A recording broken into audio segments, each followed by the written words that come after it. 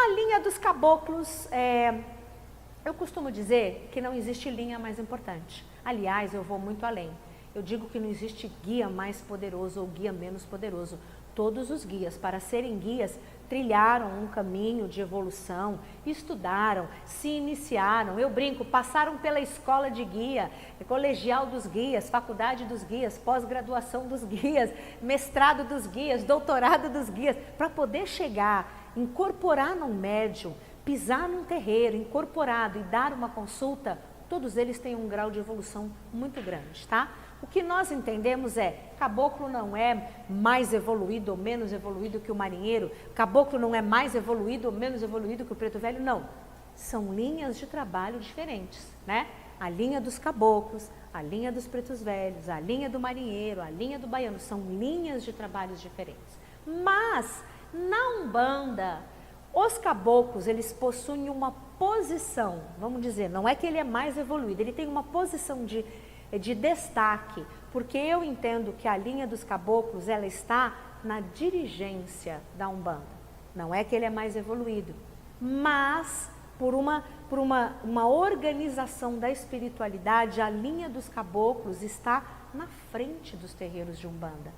Tanto é que o primeiro caboclo, aquele que fundou a Umbanda, o caboclo das 7 encruzilhadas, né?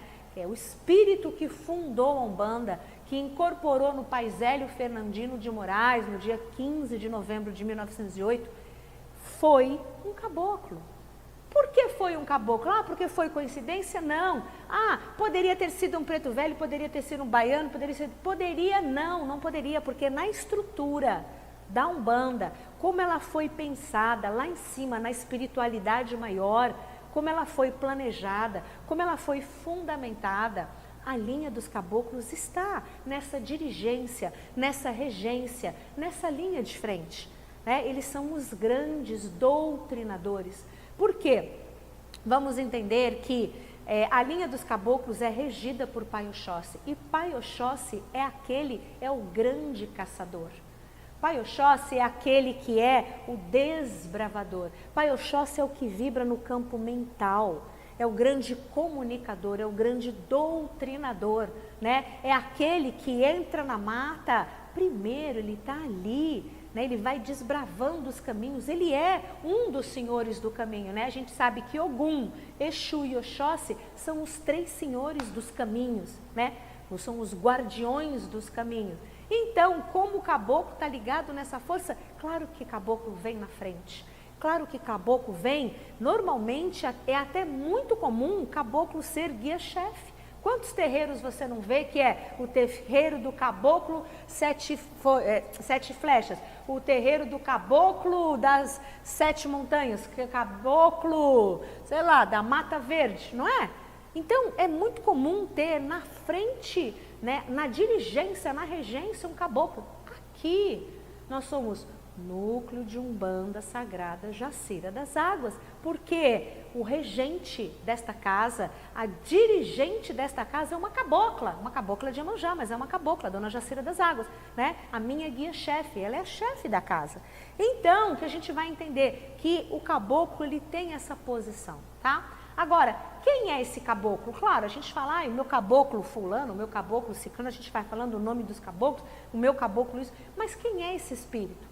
O que a gente tem que entender é que o caboclo, a gente quando pensa no caboclo, a gente imagina no índio. Ele foi um índio, ok, mas vamos dizer que ele teve uma encarnação de índio, e as outras encarnações? Ele veio 20 encarnações índio, ele tem um passado, ele tem uma história. Ele tem uma história kármica. E aí nós vamos ver que, dentre os caboclos, é muito comum ter espíritos de professores, filósofos, alquimistas, cientistas, boticários, sacerdotes de várias religiões, padres. Por quê? Porque são espíritos que já têm uma tendência, um gosto, um passado de estudo, de aprofundamento nos mistérios das religiões, nos mistérios de Deus, no funcionamento da natureza, né? São espíritos que gostam de estudar e espíritos que em muitas vidas foram devotados à religião, à fé. Então, e provavelmente em alguma encarnação, ele teve uma encarnação xamânica, ele teve uma encarnação de feiticeiro, de benzedeiro, né, de raizeiro, uma encarnação como índio no Brasil, mas nativo de alguma outra cultura, e aí ele se encaixa nessa linha dos caboclos, e aí ele se encaixa nesse arquétipo dos caboclos. Tá? Então isso que é legal a gente entender. Por isso que o caboclo, quando vem, ele tem muito conhecimento. É um espírito de muito conhecimento. Ele entende de erva, ele entende de pedra, ele entende de natureza, ele entende dos orixás, ele entende do funcionamento de um monte de coisa.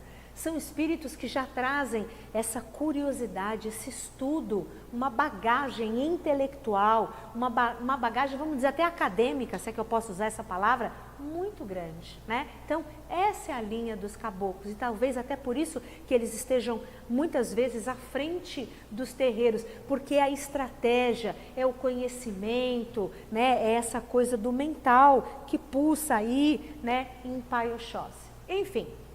O que mais que eu quero falar dos caboclos, né? O caboclo, ele também é muito curador, porque Pai Oxóssi traz essa energia, né? O caboclo, a gente já imagina, né? Aquele índio no meio do mato. Vamos lá, qual é o remédio do índio no meio do mato? São as ervas, são as folhas, né? São as raízes, os frutos, os preparados, né? Os cachimbados, as ervas que se joga na fogueira, a erva que se usa no cachimbo, o elixir ali, o preparado, o macerado que passa numa ferida, o chá que você toma, então as garrafadas. Então, a proximidade com o elemento vegetal, com a mata, com a folha, com a erva, né, faz com que essa energia da cura, da saúde, né, essa energia vegetal seja muito presente junto aos caboclos. Associado aos estudos, quantos caboclos não foram médicos? Tem muito caboclo que em alguma encarnação ele era médico ou algo parecido, né? Porque alguns séculos atrás não existia o termo médico. Né? Mas enfim, então eles são muito curadores, e aí são curadores do corpo, da mente, do espírito, do coração, da alma humana, né? Com as suas palavras, com a sua sabedoria, com a sua força. Porque o caboclo, quando ele conversa com você, se você está meio caído, meio fraco, nossa, você sobe, você cresce. Você fala, nossa, eu vou vencer os meus problemas, eu vou sair daqui, na segunda-feira eu vou resolver tudo, que a gira é sábado, né? Amanhã, domingo, eu vou resolver esse assunto, segunda-feira eu vou lá, porque a gente se sente forte, a gente se sente guerreiro, né? A gente conversa com o caboclo, ele passa uma onda, uma irradiação, uma energia que faz a gente acreditar que a gente pode tudo, porque a gente pode tudo, né? A gente tem essa força, a gente pode tudo. Enfim, então, essa é a força da mata, de Oxóssi e do guerreiro, tá? Vou falar também um pouquinho das sublinhas, eu já falei por aqui, mas enfim, vamos repetir aí um pouquinho. A gente tem as linhas, então quando eu falo caboclo, linha de trabalho da Umbanda, preto velho, linha de trabalho da Umbanda, baiano, linha de trabalho da Umbanda, mas a gente tem o que a gente chama de sublinha, né? Que são as pequenas categorias dentro de cada linha. Então, caboclo, é tudo caboclo. Mas, ó, basicamente vamos falar aí de 3 sublinhas. Tem mais? Tem sublinha de sublinha, né? Tem a divisão dentro da própria divisão, mas eu não vou entrar nisso, tá? Vamos falar basicamente de 3 categorias que a gente na Umbanda chama de sublinha, né? Tem 3 sublinhas bastante conhecidas. Primeiro é a sublinha dos quimbandeiros. Em alguns lugares são chamados de quimbandeiros, alguns lugares chamam de caboclos africanos. A gente também pode chamar, o que mais? Tem casa que fala assim, nossa, o caboclo virou no Exu, esse caboclo é metá. O que é isso? Não é um caboclo que ele vira Exu, não é um caboclo que trabalha na esquerda, não. Caboclo é uma linha da direita, Exu é uma linha da esquerda e há uma divisória muito clara. Mas, quando eu falo da sublinha do caboclo quimbandeiro, significa um caboclo que ele é especializado em quebrar demanda, quebrar magia, limpar, descarregar, desobsediar. Ele põe a mão naquela coisa pesada, densa. Ele é muito bom disso. E normalmente o quimbandeiro, ele dá consulta, tá? Ele dá consulta, mas não é a especialidade dele, de ficar conversando, dando um conselho, não é. Ele quer trabalhar, ele quer pôr a mão na massa. E aí, o trabalho dele é assim, se os caboclos normalmente usam a cerveja, ou a água de coco, ou o vinho tinto, né? Enfim, são as bebidas principais aí dos caboclos. Quando você entra num quimbandeiro, o quimbandeiro ele vai pegar uma pinga.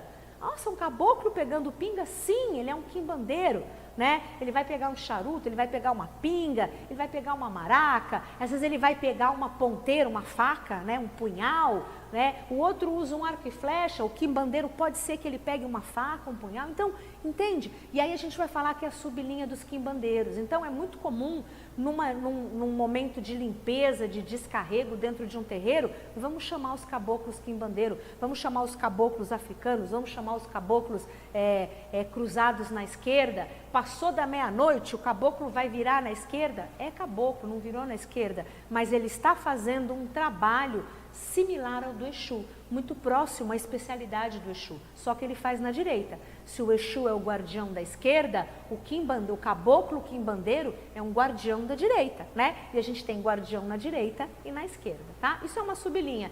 Outra sublinha também bastante conhecida é a sublinha dos pajés.